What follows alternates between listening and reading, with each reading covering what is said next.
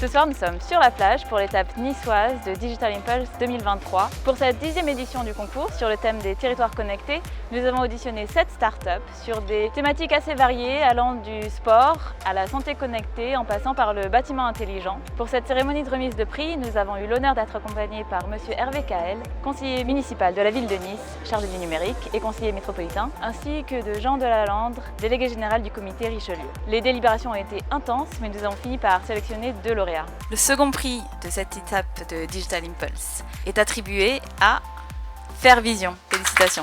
Je m'appelle Jean-Michel Felderhoff, je suis le cofondateur d'une société qui s'appelle Fairvision. Fairvision est spécialisée en intelligence artificielle au service du sport. Nous connectons les arènes sportives, c'est-à-dire que grâce à des dispositifs de captation, nous pouvons à la fois rediffuser sans caméraman, sans fil, grâce à l'énergie solaire, des retransmissions d'événements sportifs et en même temps, nos algorithmes vont extraire les données de performance des sportifs et les partager avec eux. Le premier prix est remis à la startup Touch2See.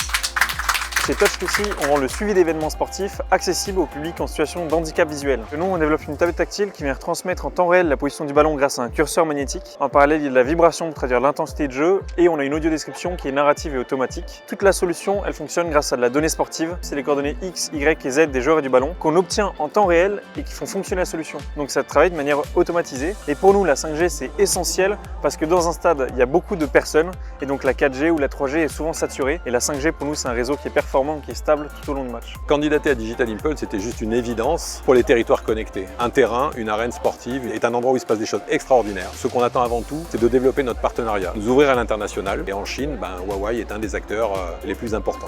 On est vraiment très content. On va pouvoir bénéficier du réseau de Huawei en Chine. Il y a aussi une aide financière qui est conséquente. Nous, on a gagné 30 000 €. Donc ça nous aidait à développer le projet et à accélérer le développement. Et j'ai une très grosse pensée pour l'équipe. C'est l'occasion de leur dire merci pour tout ce qu'ils font. Et ce prix, cette dotation est pour eux, en fait. Elle leur est dédiée.